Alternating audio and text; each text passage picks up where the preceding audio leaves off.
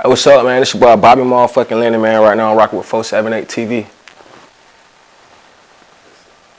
Well, talk about, just like, smoking, like, before you started getting in the weed and after, like, what, I know you were an advocate before, I remember you mentioned Bob Marley before, and other advocates. What's some of the, benefits for you, like, as far as something? Talking about smoking weed? For me, bro, at first it was just something to do. You know what I'm saying? And then I realized that it awoke me artistically wise. Like, I always like art, I always like music, but I think when I started smoking weed, it really just awoke and like, okay, this what you supposed to do. You know what I'm saying? And I just ain't put it down ever since. You know, I don't fault people who don't smoke weed. You know, I'm not gonna say like it's like the best thing in the world, even though, it does have great qualities, but it works for me. You feel what I'm saying? So I fuck with it. What was your first time in the studio like, and who introduced you, like, to your first studio? First time I was in the studio, I had came home from school, and my mom had came to pick me up from college. And I was like, man, I'm trying to rap, man. Like, I'm trying to rap. And I kept bugging her about that shit, just bugging her. She was like, I got a cousin who rap. And I think he was staying in Tender Heights at the time. So she drove me over there. And shit, I remember bro had a junkie in the living room who sung our hook for us on the song. He had like a Pro Tools set up with the mic and shit in the middle of the living room. That was my first experience. I recorded 2 songs with him. And I fell in love with that shit. I fell in love with the way everybody was looking at me rap around her. You know what I'm saying? Like, I remember his baby mama was pregnant. She had her friend over there. And I just remember them, how they were looking at me while I was rapping. And I felt like a god. You know what I'm saying? And that shit was addicting. And like, even now, if it's just me in the studio and the engineer, I don't fuck with it. I don't do good. I need vibes. I need a bunch of people around me. I need, you know what I'm saying? I need dope in there. I need all that shit.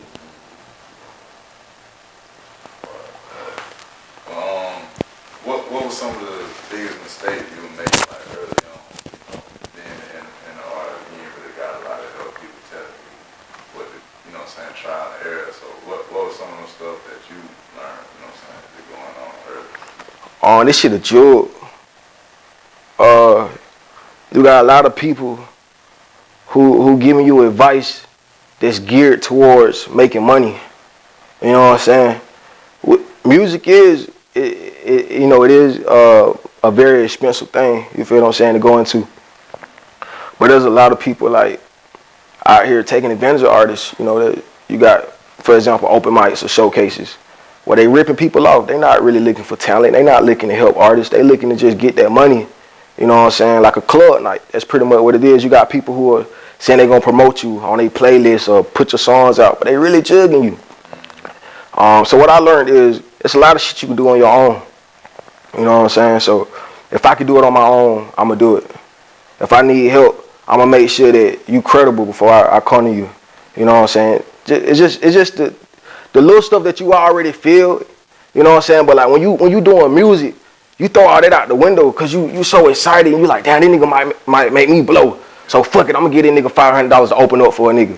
But you gonna open up for a nigga and don't nobody give a fuck about you opening up, because they really there to see the nigga that they came there to see. They ready for you to get off the stage. So, but you throw your intuition out the window because it's music and it's your inner desires, it's your dreams. So, just using your intuition, just using, what you learned in the streets and in school. You know what I'm saying? I feel like that shit gonna take you far. But if you use your heart in this shit, you gonna get fucked up every time. What's some of the best advice you received, since you've been in the industry? Like, who you got that from? I'll never forget a nigga named Wiley. He was promoting me. He was in Florida. We was in Florida at his house in Tampa. And he told me, everything you do lead to something. And I ain't forgot that. Like, everything I do, it always lead to something. I remember me and my manager and my homeboy Ted, we used to be on the road, like, in Miami and shit. And sometimes we'll go down there and it'll be a flop. Like, the people that we came down there to fuck with on the little tours and shit, they won't be answering the phones or just playing up to the left. You know what I'm saying? Just normal shit. But we always meet somebody who led us to somebody that led us somewhere. You know what I'm saying? I might have sold a CD on the street to a nigga that shared my shit that another nigga saw, and he want to come meet me. You know what I'm saying? It's just everything led to something. So, I mean, that was the best advice I learned, bro. You feel what I'm saying? So, just to get out there and do it, bro. And it's gonna lead somewhere. Like, if you in the car and you headed to a destination, I mean, if you got enough gas and you keep, you gonna get there, right? Same thing with life. Feel what I'm saying? What about, you spoke a little bit about being on the road. What was some of the craziest show experience for you? Like, Bro, I remember it was my first like paid gig in Florida, and I had this new song and I had a few other songs. I was practicing that shit hard in my hotel room. My homeboy was in there smoking. I don't give a fuck. I'm in that bitch practicing. And it like one of those shows, it was like a showcase, but I was the headliner. So by the time I go on, a nigga fucked around, and it's like a little country at a time. A nigga fucked around and hit the light switch. So the bit went off. So he cut it back on. Nigga thought it was time to go. So they leaving while I'm rapping. yeah, Bro, I slipped one to cry, bro. No cap. Like, but I was young. But, I mean, that shit shouldn't matter, right? You know what I'm saying? I'm here. You know what I'm saying? I don't perform in front of thousands of people.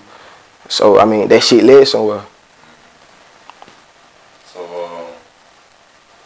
what song, like, what some of the, songs that you got that get some of the best reaction from the crowd? Like, what's some of your favorite songs to perform? Funeral. If I was a girl, like, I like to perform that for people who know it, though. Like, people who don't know it, like, I always get that in awe shit. Yeah. And I don't really like that in awe shit, because in my head, they not really rocking with it until afterwards, until they like clapping and shit. And I'm like, okay, they fucking with it. But I like performing if I was a girl for like bitches who know it and shit already. Stupid. Like, I love performing that shit at home and hearing people sing, because I'm like, damn, after all these years, niggas still fucking with that shit. Those three, bro, really. For the people that never really heard your music before, how would you describe your music to them, like, who never heard it? Sex, drugs, and rock and roll. That's it. That's my brand. I don't do nothing else outside of that. What's mentioning rock and roll, you kind of combine that with the urban element. So, kind of talk about the rock and roll side, the metal side. What was some of your inspiration in that lane? Bro, Queen. A lot of niggas don't know who Queen is. They just did a movie on them. But like, I've been listening to them niggas all my life. You feel what I'm saying? I forgot the name of the big song they got. But it's, damn, I forgot the name of the song. Is it the Mona Lisa joint? I don't forgot the name of the shit, but it's like an opera type song. It was like one of their biggest singles. But when I watched their movie, like, they kept telling their label they need to put this song out. And their label was like, bro, this shit like 6 minutes long. How the fuck we gonna put this out of the single? And they were like, do that shit, put it out. Man, that shit is one of the biggest songs ever. You feel what I'm saying? And they like, I relate to it, cause like everything I do is different. And I always feel like people ain't gonna fuck with it. But it's always a group of people who fuck with it.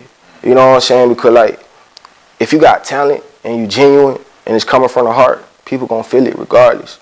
You know what I'm saying? Like, I ain't really out here bragging too much about shit I ain't got. You feel what I'm saying? And I'm telling real life stories, and I'm talking to bitches. So they gonna get that shit. You know what I'm saying? Every time. Cause I ain't out here telling no fictitious shit. When you telling fictitious shit, even when you get it, it ain't no mass that can relate to that shit. Like right now, it's a bunch of us listening to shit that we really can't relate to. You know what I'm saying? So for me, I just want to do shit that people can relate to, even if it's weird. Like, I wrote a song earlier about being on a fucking Ferris wheel. But I feel like, bro, 100,000 niggas can relate to this.